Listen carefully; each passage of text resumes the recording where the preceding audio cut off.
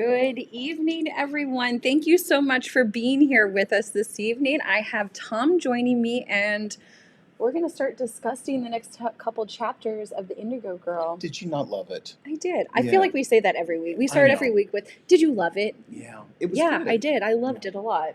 So people are continuing to jump in the comment section and introduce themselves and where they're joining us from, which is also a very fun thing for us. But I continue to use that, or encourage you to use that comment section throughout our time together, so that we can ask questions, so that we can get feedback and glean all that wonderful knowledge that we share collectively between all of us.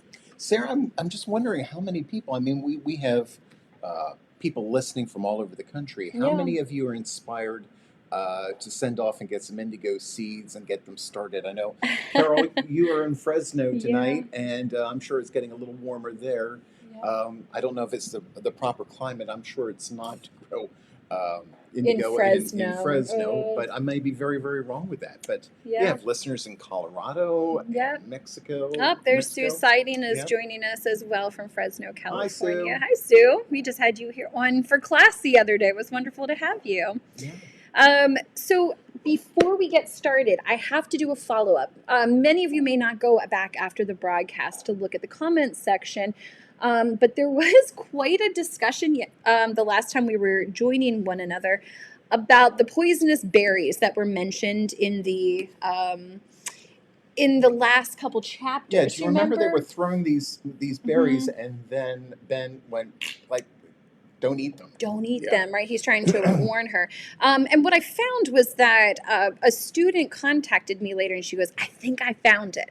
So what she's estimating they may have been talking about are this menchineal tree.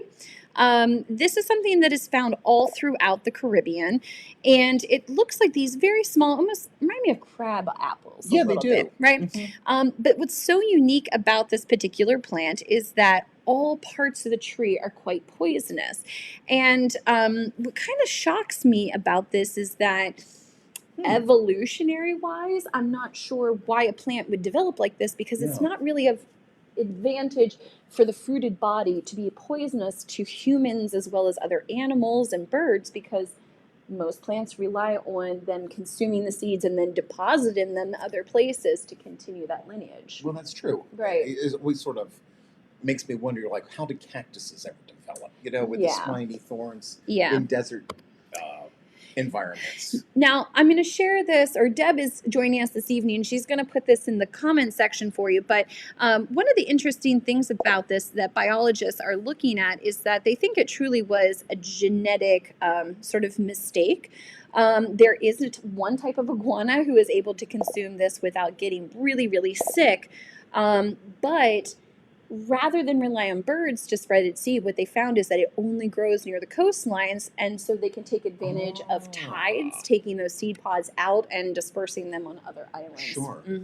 So it's slow going, but I wanted to do a follow-up. Hopefully this is the right thing.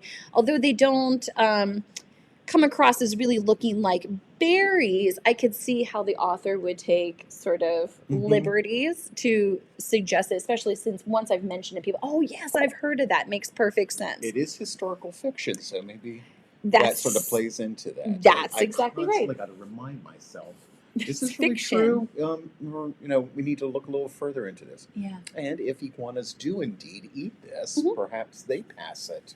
Yes, they definitely do. But it's a limited population. Kind of iguana. Otherwise, don't touch it. Don't touch the bark. Don't touch the leaves, and certainly don't consume it, because it will kill you. Thank you for looking that up. Yes, thank you very much. So when we start out this next chapter, chapter 6, Dad's leaving. He's officially getting on the boat and leaving. They say have their last goodbye, and he's back.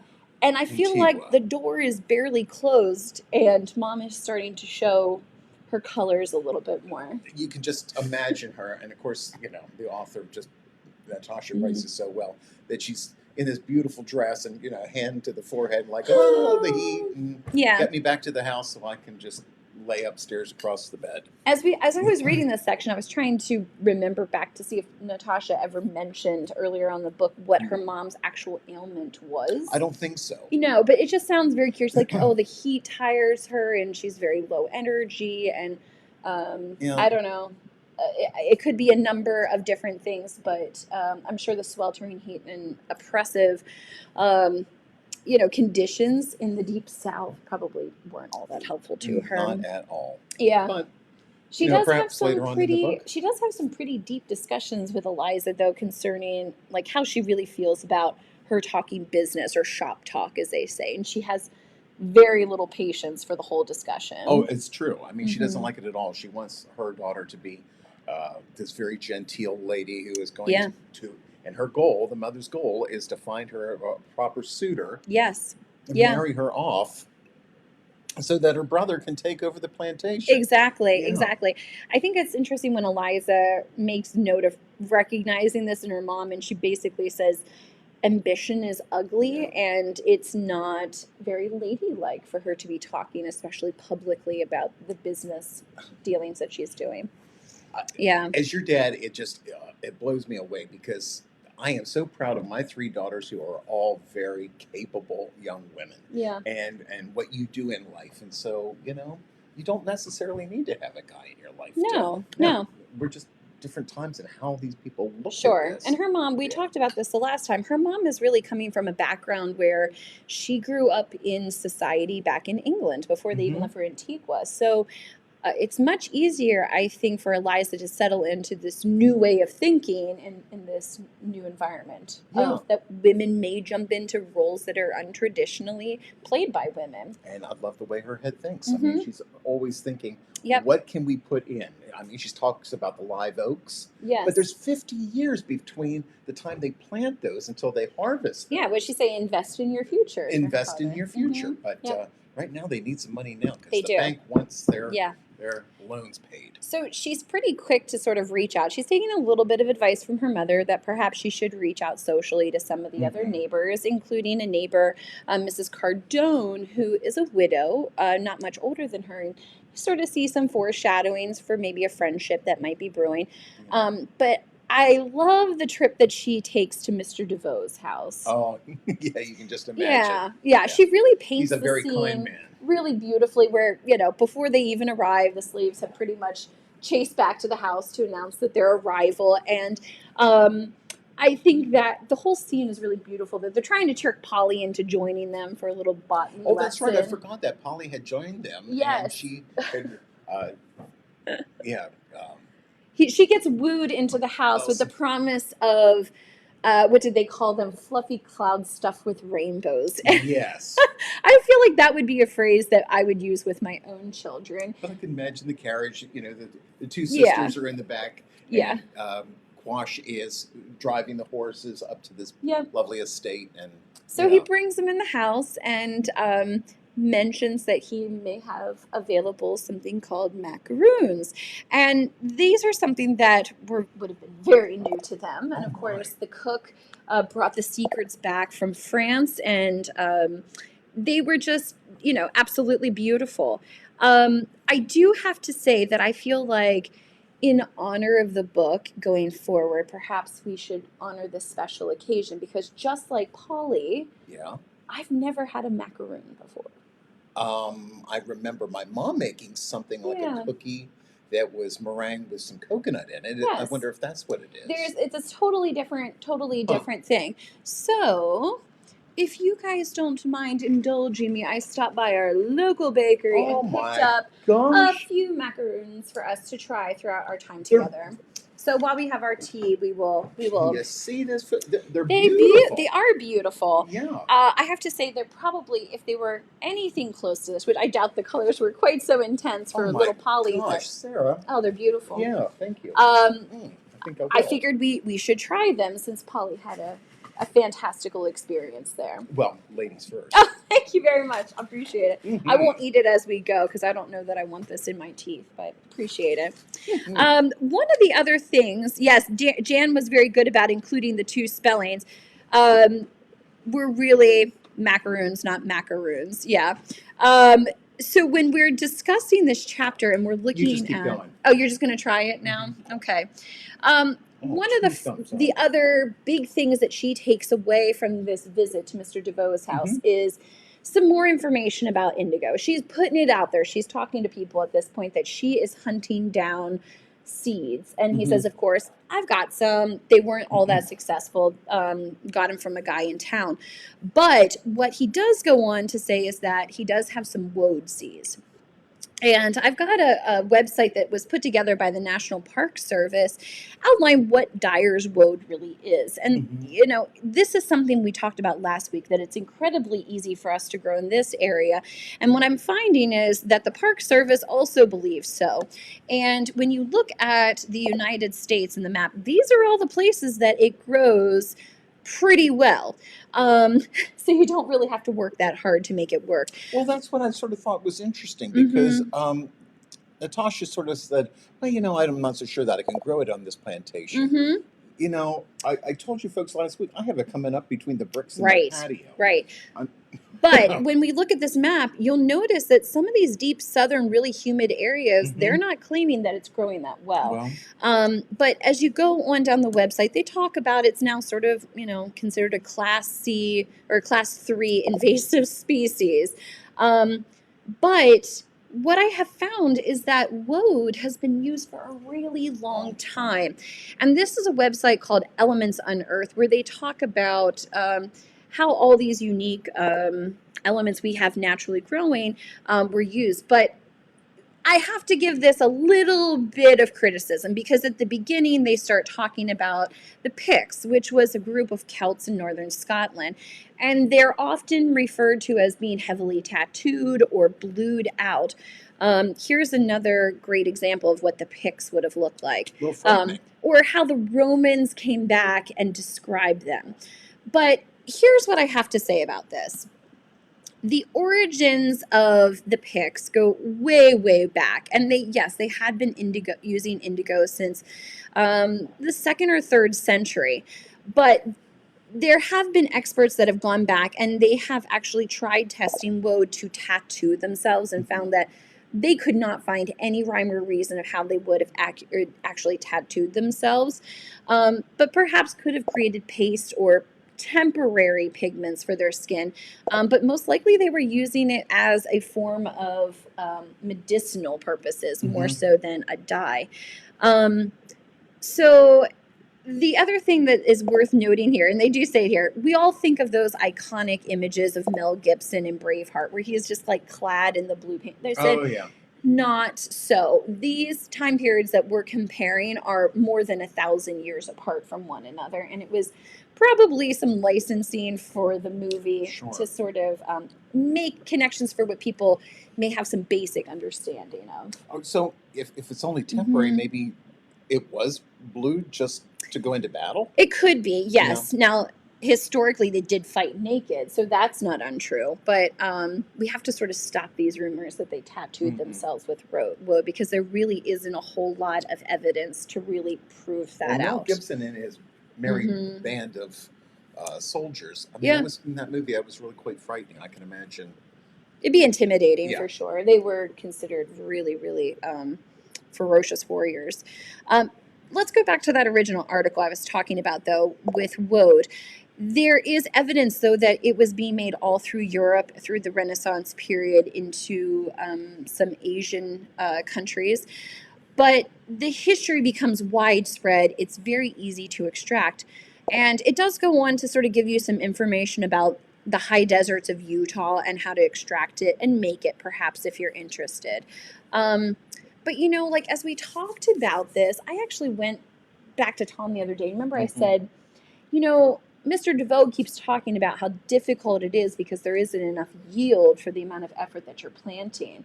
And you were reading back in Rita Buchanan's book. Great little book, folks. Great little book. The Dyer's Garden. Let me see if I can get you in a little closer. Not on me, but Tom. So Rita, what did she estimate for woad yield that you might possibly need? Well, you know, it's a lot, folks, in comparison to indigo, whether it's Japanese indigo or other varieties of indigo. You are using like 4 times the amount of woad to what you would with indigo, and still you might have several pounds of woad plants that you're chopping up, processing, to do between 2 and 4 ounces of yarn. So, if you want to try this yourself, I sort of like the way Rita put it. She says, you have a whole garden, you can put this in. Yeah. You're going to harvest enough every year to dye enough wool, maybe to knit a scarf, a hat, a pair of mittens. Yeah. But you're not trying to do on a bulk yardage. scale. Well, you couldn't envision it as the bulk scale that they are talking about. Right. You would have tractor trailer loads of it to be able to do yardage, let's say for all the people on the plantation. I mean, it's a beautiful plant. I have it up here on the screen so that you can see the flowering portion as well as the leaves. When she was visiting with him, I want you to get a sense for what she would have received, though. So this is woad in its flowering stage as well as the first stages of its pod and then the dried out version. So when she was getting the seeds from Mr. DeVoe, this is what they would have looked like to sow in the ground. I have that in my garden every late summer. Yeah. And so I think that for her, this was a little bit of a tease because she thinks, okay, well, this might work. People say it doesn't work, but I'm all for proving people wrong, so I'm going to take it home and I'm going to give it a go. And at least I can practice the extraction process in the meantime. We're going to get it in the ground. Yeah. But now she still has in front of her the trouble of just finding somebody who knows how to process all this. Yeah. Before it turns bad. And there's so many things along the way. They talk about, don't let it come up too early because of frost, and they don't know when to sow it. They don't know when to sow it, and then now we have all of this. So what do we do? Right. There is a woman on the other plantation who has blue sackcloth. She obviously knows how to deal with this. Yeah, well, and that leads us into another important part. Eliza very much realizes that she's going to need the help of people who have experience, more so than her memories that she's kept with her since Antigua. So, in her memories, like we talked last time, she knows enough to know she doesn't know what she's doing completely. Yeah. So, but she also realizes, and also with Quash's advice, she knows she can't just march down to the other plantation, pull the slave women aside, and sort of pull their ear of what they know. So Quash sort of makes a deal that he'll figure out how to communicate and puts her in touch with a woman named Sarah, who's going to teach her this extraction sort process. of the middleman between the two. Yeah.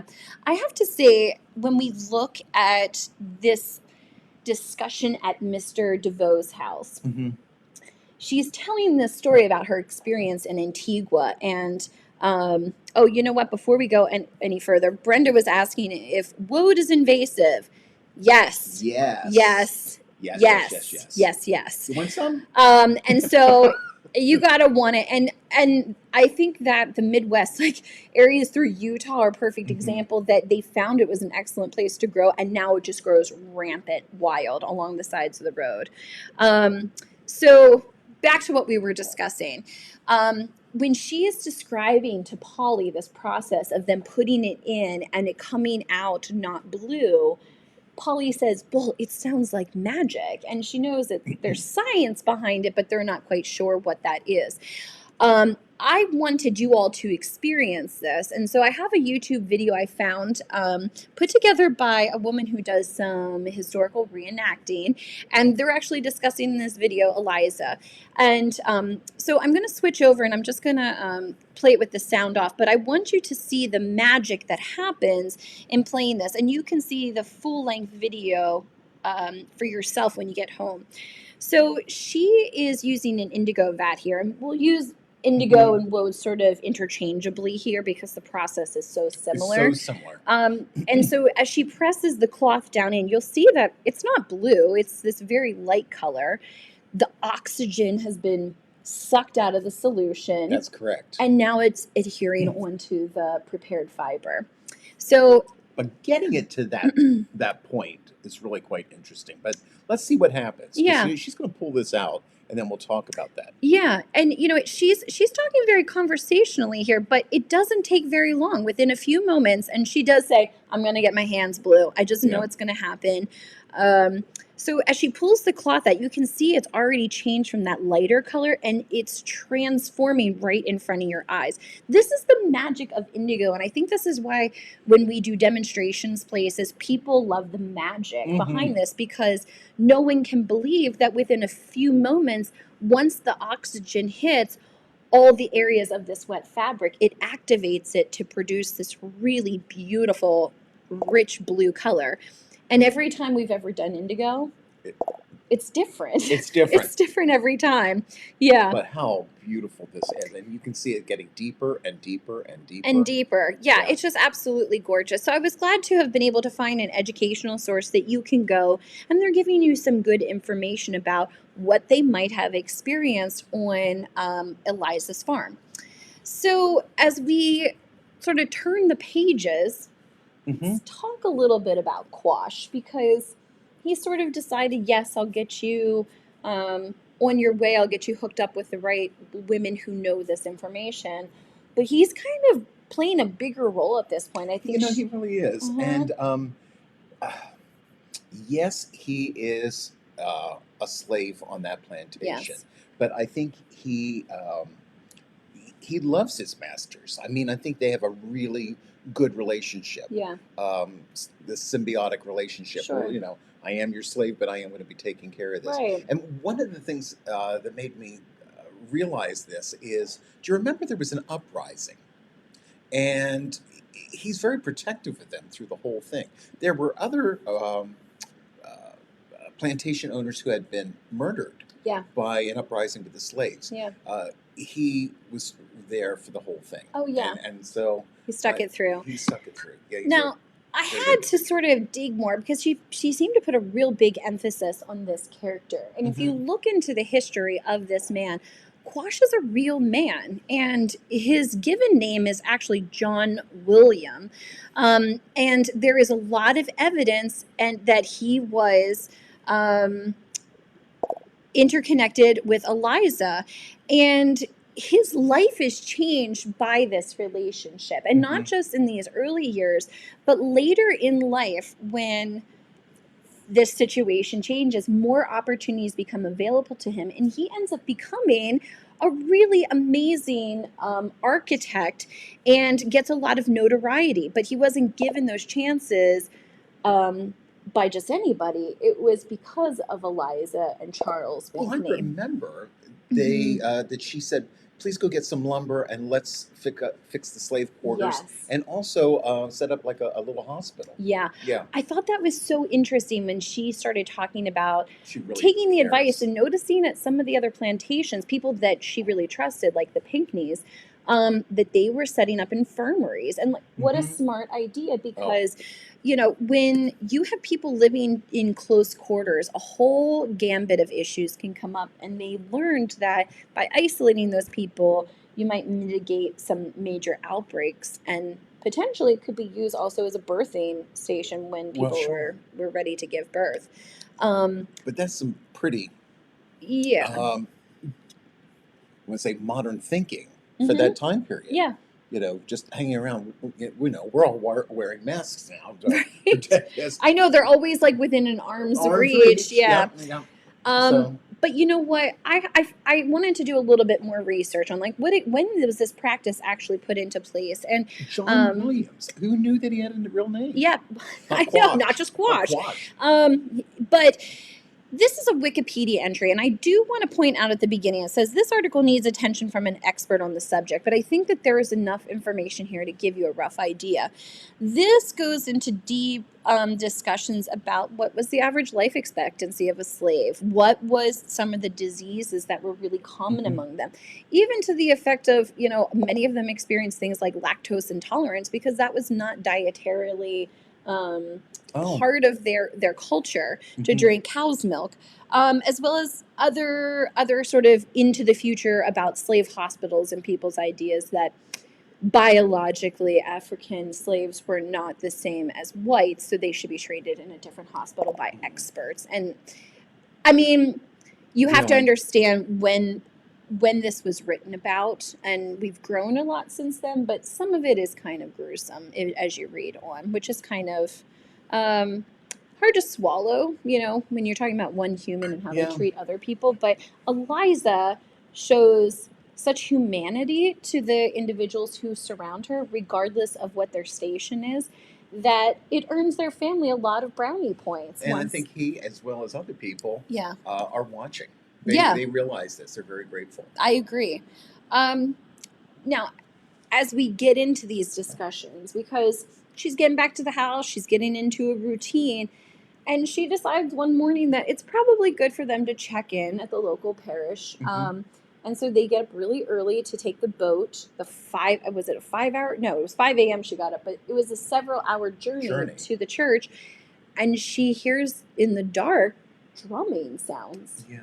Did you start getting nervous? I did. Yeah. But was not what I thought. I thought maybe it was a local Native American uprising. Yeah. Oh. Now, when we get into this and we're reading it and the accounts that happen afterwards, it's very chaotic. You're not quite sure what's happening. But all we know is that Essie sort of encourages her to go inside, stay quiet, everything will be fine. We're not leaving, And when she inquires where people are, Essie sort of says something to the effect of, we'll know where people are when we land in the morning or something. Like, we'll know where people stand in the morning if they stay or come. And we don't know what that means at this point. It's a little frightening. It is frightening. And you kind of imagine her pinned up in the house and hearing her heartbeat. And I think it's one of those things that really catches you. And later, when they're recounting what happens, and she's talking about how she saw these images floating down the Wapoo, you kind of get a sense of like there is an uprising that's happening. PBS did a wonderful piece a number of years ago. It said, did African slaves rebel? And of course, we know that to be true. And this particular article sums up like the top 10. And as I'm reading through this article, the very first one that is mentioned is something from the Stono Rebellion in 1739. This had to be the exact one that she's writing about. Well, the time she do period a is little right. research She here. did, yeah. So you can completely, when you read through the details of it, that they floated down, and Eliza says in the book, they floated down the Wapoo in the direction of the Stono. Well, here we go. Now, there are some details that are sort of shifted. For instance, within this, they talk about how they gathered at the river and at a warehouse-like store, executing the owners and placing the heads on the steps in front for everyone to see.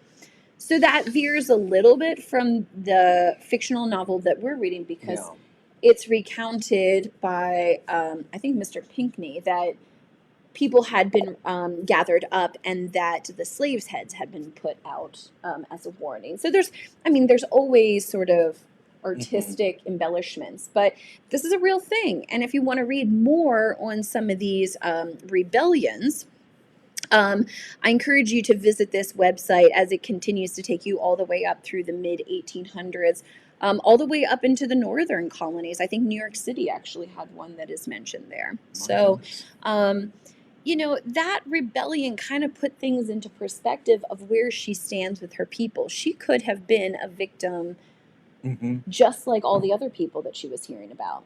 That's true. And we saw that in Jamaica with the PBS special that one of our viewers last week, the long song. Yes. That was fantastic. People are putting it up here for me. So if you want to look up this one, it was the long song, but it was fiction. A lot of these historical fiction, they're taking pieces and they're putting them together. So it's entertaining for us and fits in with our storyline. But man, this fits in perfectly. And, it got me thinking at that point, like the Wapoo River or the Wapoo Creek that she keeps mentioning that the plantation is on. We have a creek right in here in front of our house. So I was sort of envisioning something like the Conewaga. But in fact, the Wapoo is enormous. If anybody has been to this region, and it's beautiful, it's meandering. I mean, this is a gorgeous photo. Constantly, evolving because these waterways are interchanging. But it is a modern thoroughfare at this point. So big shipping lanes. it transports a lot of goods. So when she's talking about some people floating down the creek, it's a really big creek that we're Yeah. discussing. But as I looked at some of the other images, it was very easy to see based on where houses are located and the docks sort of run out to the waterways. No wonder they could grow rice here. Folks, look how marshy that is. That is Mhm. like perfect for growing rice. That's exactly what I thought. Yeah. Now, navigating it would have been tricky because there's no fan boats. There's no, Right. it's all hand paddling down these tributaries. But yeah, I agree with you, Becky or Becca. It looks more like a river. So as the Wapu sort of moves on down to the Stono River, that's where everyone started Wow. gathering. And just like it was mentioned in the book, if I go back to that webpage, I'll sort of mark here. They they did fight off the English, but they were making their way towards St. Augustine, Florida. Just like in the book it's mentioned, where under Spanish law they would have been free. So, Makes sense. you know, Eliza mentions it as well.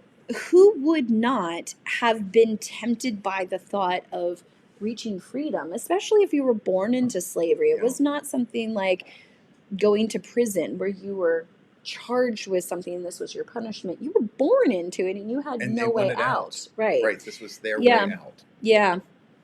Anyway, so we get a little bit better idea of what's going on with the slaves. She does something nice for them, like let's improve like your housing, let's give you guys better medical opportunities, and that has come back. And Yeah. yeah, what did you Yeah. think about how the mom reacted after the rebellion? Um, that's a good question. I think, she was really frightened. I mean, she had no idea. Her husband is now in Antigua. It's just the ladies of the house, and they have to rely on their servants Mhm. to save their lives. Mhm. Some people were not quite so fortunate, but Yeah. Well, and she assumes when they come and they say been a rebellion, she says what? Well, that'll show your father. We probably have no slaves left. They've Right. probably all gone. They're all gone, And Eliza says, "No, Mom, Mom. they're still here. They actually helped us and protected us throughout the whole thing. throughout the whole thing." But the mother continues to try to find this poor woman a suitor, a husband. Yeah. And so, toward the end of our chapters that we were reading, Yeah. they have found somebody else, and Yeah. she's just. And that's bittersweet because it Yeah. comes right along with getting at the same time, a letter from her father with the seeds she's With been the waiting for seeds. forever. And, I feel like we should take a moment to sort of talk about these because indigo is not indigo. When we're planting indigo here in this area, and we're zone 6, we plant something called Japanese indigo. This does very well for us in our climate here. But there are some other varieties, and I want you to note the differences in the plant composition and the seed sizes. So this is the Japanese indigo. There's also Baptisia australis. This is more pod-like, like she was describing, but the seed composition is still quite a little bit different. What Eliza was receiving was something called indigo fera. Remember, she says in the book, it looks like the beans that grow in the vine that she That's remembers true. in the garden. Yeah. And they were very long and slender.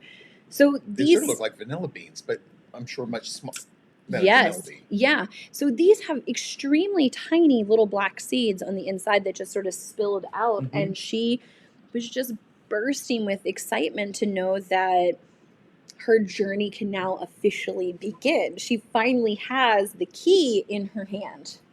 And so she tells Togo that we are going to plant this. Yes. And they clear the land. Yep. They put those little seeds in. We don't know when we're supposed to do it, but But she's smart. Yeah. She's making connections. She's like, this plant can't be too different from woad. And one of the things she learned about woad was to do what with the seeds? Do you remember? No. She had to score them. Oh, that's right. You had to score them. Yeah, there are certain seeds that they just naturally need scratched up. On bigger seeds, sometimes I'll just rub them against sandpaper.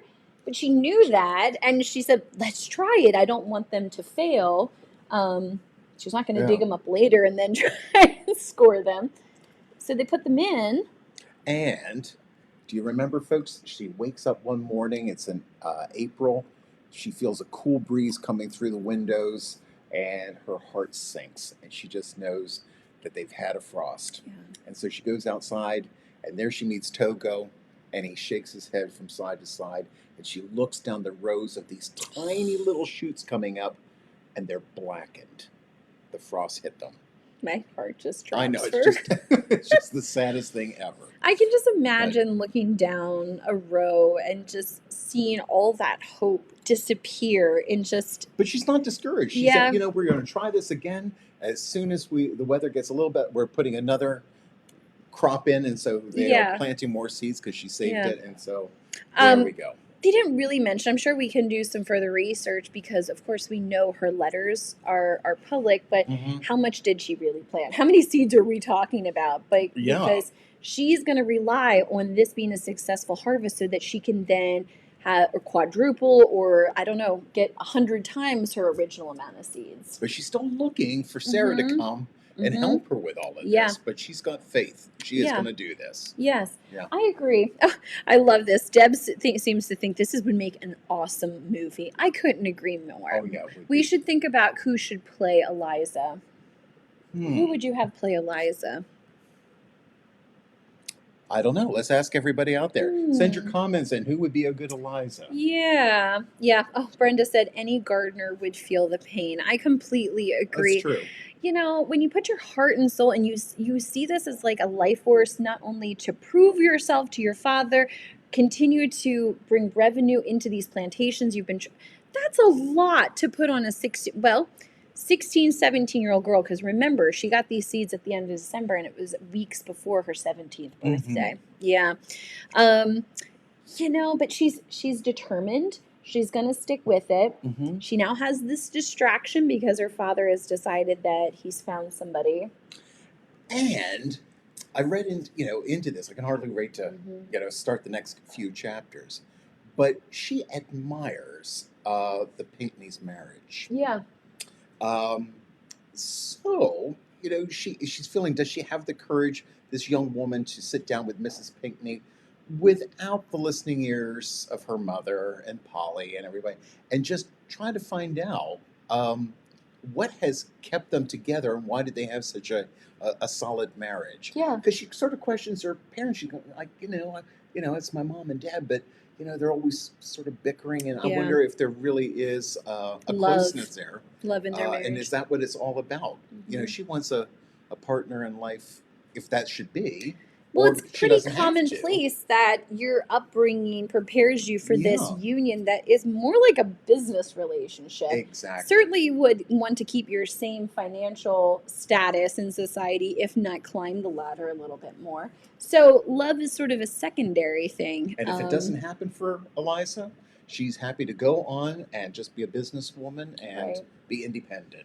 Do you remember the one time they're over visiting and one of the women sort of chides up because the mother has sort of suggested, well, George will be back soon to sort of take over. And this woman chides in that, yes, won't he be pleased with the inheritance he'll be, jumping in on.